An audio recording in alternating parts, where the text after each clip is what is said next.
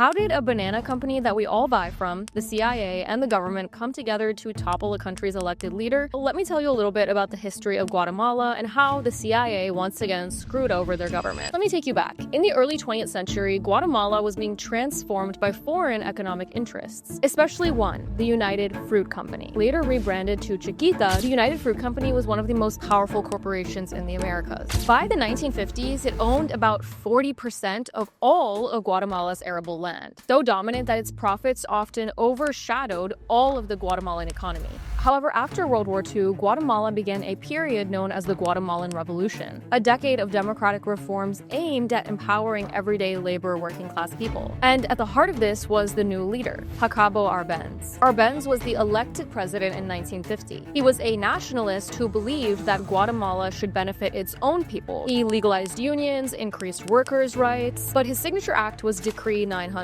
Unused land held by large estates, including the United Fruit Company, could be expropriated, fairly compensated, and redistributed to landless peasants. For thousands of Maya and rural farmers, this was a historic chance at land, dignity, and economic independence. At the same time, the world was deep in the Cold War, and Washington was obsessed with stopping the spread of communism, real or imagined. Guatemala's left-leaning reforms were painted as a threat of communism. United Fruit capitalized on these claims, and the company's executives and lobbyists argued that Arbenz was a communist Soviet puppet with little evidence to back up their claims. Here's where it gets a little bit dark, though. As it always does with US history, certain US policymakers had personal and financial ties to the United Fruit Company, and the director of the CIA sat on its board. In 1953, President Dwight Eisenhower launched a covert operation called PB Success to replace and overthrow Arbenz and reinstall a government more favorable to US business interests. The CIA trained and funded a small force of exiles under Colonel Carlos Castillo Armas,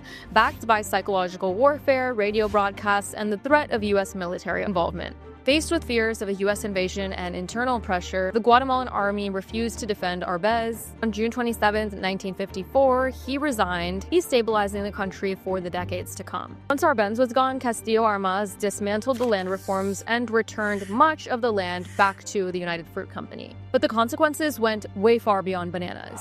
Decades of dictatorship, repression, and a brutal civil war. Scholars point to 1954 as the first time the CIA got directly involved to overthrow a government in Latin America. And I'm making this video because it will always be relevant. Anytime the US is intervening in another country, it is never for the benefit of the local people, and it is always for some sort of natural resource or economic benefit.